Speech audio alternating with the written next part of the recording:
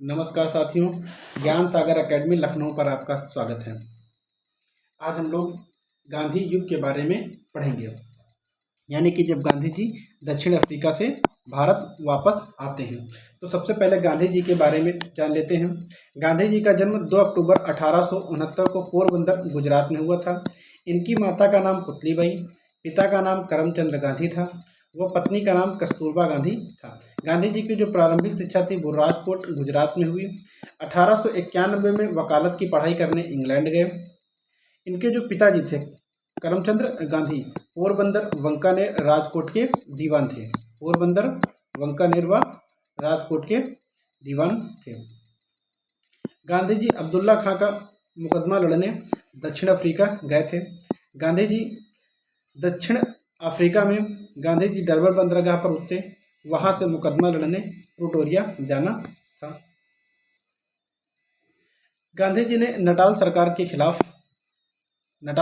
खिलाफ भारतीयों के मताधिकार के प्रतिबंध का विरोध किया और गांधी जी ने दक्षिण अफ्रीका में 1894 में इंडियन नटाल कांग्रेस की स्थापना की, जो भारतीयों के हितों की संरक्षण करता था। और नटाल कांग्रेस की स्थापना क्यों की? क्योंकि जो दक्षिण अफ्रीका की नटाल सरकार थी वो भारतीयों के मताधिकार पर प्रतिबंध लगा चुकी थी और मताधिकार के प्रतिबंध के विरोध में गांधी जी ने नटाल कांग्रेस की स्थापना की।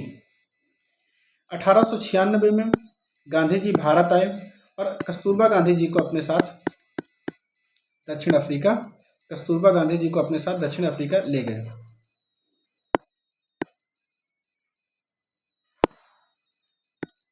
कस्तूरबा गांधी जी को अपने साथ कहाँ ले गए?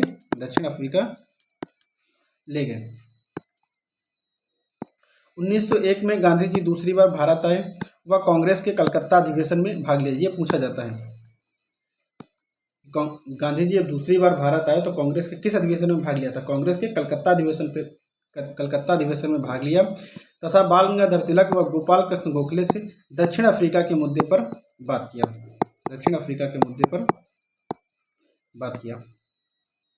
दक्षिण अफ्रीका में रहते हुए गांधी जी ने इंडियन ओपिनियन नामक समाचार पत्र चलाया, जिसके संपादक मनसुख लाल नागर थे। गांधी जी ने जर्मन उद्योगपति कॉलन बाग की सहायता से टॉलस्टॉय आश्रम की स्थापना की। फिनिक्स फर्म की स्थापना 1904 में गांधी जी ने दक्षिण अफ्रीका में किया था। तो टॉलस्टॉय आश्रम और फिनिक्स फर्म दोनों की स्थापना गांधी जी ने कहाँ किया था? दक्षिण अफ्रीका में किया था। लेकिन जो टॉलस्टॉय आश्रम था उसकी स्थापना जो कॉलन बॉग की सहायता से किया था और फिनिक्स फर्म की स्थापना 1904 में। ये दोनों फैक्ट आपको याद रखने हैं। 1909 में गांधी जी ने ब्रिटेन की यात्रा से लौटते समय जहाज पर हिंद स्वराज की रचना की, जिसमें इनकी प्रसिद्ध अवधारणा सर्वोदय मिलती है। गांधी जी के जो राम राज्य के युगल सिद्धांत थे वो सत्य और अहिंसा थे। गांधी जी की जो पुस्तक है हिंद स्वराज, वह रस्किन की पुस्तक अनटू द लास्ट पुस्तक पर आधारित है। गांधी जी का भारत वापसी। गांधी जी 9 जनवरी 1915 को दक्षिण अफ्रीका से भारत लौटे। इसीलिए हम लोग 9 जनवरी को क्या मनाते हैं? भारतीय प्रवासी दिवस मनाते हैं। भारतीय प्रवासी दिवस क्यों मनाया जाता है? क्योंकि इसी दिन 9 जनवरी 1915 को गांधी जी दक्षिण अफ्रीका से भारत लौटे थे। गांधी जी के कुछ प्रारंभिक आंदोलनों की बात कर लेते हैं। सबसे पहला आंदोलन है चंपारण आंदोलन। यह कब होता है? 1917 में। यह गांधी जी का प्रथम आंदोलन है। ये चंपारण कहाँ है? बिहार में है। बिहार की एक प्रणाली थी तिनकठिया प्रणाली। यानी कि तिनकठिया प्रणाली क्या है, इसको जरा समझ लेते हैं। यदि आपके पास 20 हिस्सा जमीन है तो उसमें से 3 हिस्सा जमीन पर आपको नील की खेती करना अनिवार्य था। लेकिन 19वीं सदी के अंत में जर्मनी में आर्टिफिशियल कृत्रिम रंगों की खोज हो चुकी थी। इसीलिए अब नील की खेती का उतना महत्व रह नहीं गया था। लेकिन जो बिहार के नील बागान मालिक थे वो किसानों को विवश कर रहे थे कि अपने जमीन के 20 हिस्से में से 3 हिस्से पर नील की खेती करना अनिवार्य है। बिहार में राम कुमार शुक्ला ने गांधी जी को बुलाया। तो इसी समस्या से निपटने के लिए, तिनकठिया प्रणाली से निपटने के लिए गांधी जी को बिहार में किसने बुलाया? राम कुमार शुक्ला ने गांधी जी को बिहार में बुलाया। इस मामले की जांच के लिए एक आयोग बनाया गया जिसके सदस्य गांधी जी भी थे। गांधी जी आयोग को इस बात पर राजी कर ले गए कि वास्तव में यह किसानों के साथ अन्याय है और 35% हर्जाना किसानों को दिलाने में सफल रहे। एनजी रंगा चंपारण विरोध कर रहे थे, चंपारण सत्याग्रह का क्या कर रहे थे, विरोध। तो गांधी जी जो चंपारण सत्याग्रह कर रहे थे, गांधी जी जो चंपारण सत्याग्रह कर रहे थे, गांधी जी के चंपारण सत्याग्रह का विरोध किसने किया? एनजी रंगा ने। ये पूछा गया सवाल है। एनजी रंगा ने गांधी जी के चंपारण सत्याग्रह का विरोध किया, जबकि रविन्द्रनाथ टैगोर ने चंपारण सत्याग्रह के दौरान ही गांधी जी को महात्मा की उपाधि दी थी। ये दोनों फैक्ट को बहुत बारीकी से याद रखना कि एनजी रंगा ने गांधी जी के चंपारण सत्याग्रह का विरोध किया था, जबकि रविन्द्रनाथ टैगोर ने चंपारण आंदोलन के दौरान ही गांधी जी को महात्मा की उपाधि दी थी। अब गांधी जी के दूसरे आंदोलन की हम लोग बात कर लेते हैं। अहमदाबाद मील आंदोलन 1918। गांधी जी का यह प्रथम भूख हड़ताल है, प्रथम भूख हड़ताल।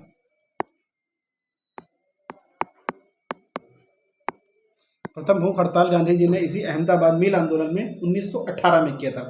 गांधी जी ने चंपारण के बाद मार्च 1918 ईस्वी में अहमदाबाद मील हड़ताल के मुद्दे पर हस्तक्षेप किया। वो मजदूरों को 50% बोनस की जगह 35% बोनस दिलाने में सफल रहे। आंदोलन समाप्त हुआ।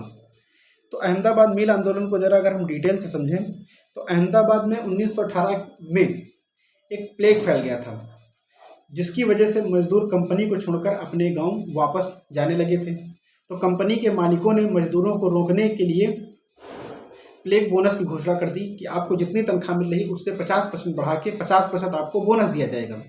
लेकिन जब प्लेग समाप्त हुआ, मजदूर अपने यहाँ अपने गाँवों से वापस आ गए, तो जो बागान मालिक थे उन्होंने प्लेग बोनस को देने से मना कर दिया, क्योंकि ये प्रथम विश्व युद्ध का दौरान है। प्रथम विश्व युद्ध में ज़्यादा से ज़्यादा आर्थिक गतिविधियाँ युद्ध में लगी थी, जिसके कारण महंगाई बहुत ज़्यादा बढ़ गई थी। इसीलिए मजदूर चाहते थे कि जो मिल मालिक हैं उनके बढ़ाए गए बोनस को समाप्त ना करें, लेकिन जो मिल मालिक थे उन्होंने बोनस देने से इनकार कर दिया। बाद में गांधी जी ने इस अहमदाबाद मिल के मुद्दे पर हस्तक्षेप किया। अब मिल मालिक कह रहे थे कि हम 20% बोनस देंगे, लेकिन जो मजदूर थे वो 50% बोनस की डिमांड कर रहे थे। फिर एक पैनल ट्रिब्यूनल बनता है। ट्रिब्यूनल में ये बात तय होती है कि 35% बोनस मजदूरों को दिया जाएगा, और जिसके साथ फिर ये मिल आंदोलन समाप्त हो जाता है 35% बोनस के साथ। अब गांधी जी का तीसरा आंदोलन की बात करते हैं, खेड़ा आंदोलन 1918 में। तो ये मिल आंदोलन के बाद हुआ था खेड़ा आंदोलन। सबसे पहले चंपारण के बाद मिल आंदोलन के बाद खेड़ा आंदोलन। तो चंपारण आंदोलन एक किसान आंदोलन था, उसी प्रकार से खेड़ा आंदोलन भी एक प्रकार का किसान आंदोलन है, ठीक है। और जबकि जो अहमदाबाद मिल आंदोलन है वो मजदूरों का आंदोलन है।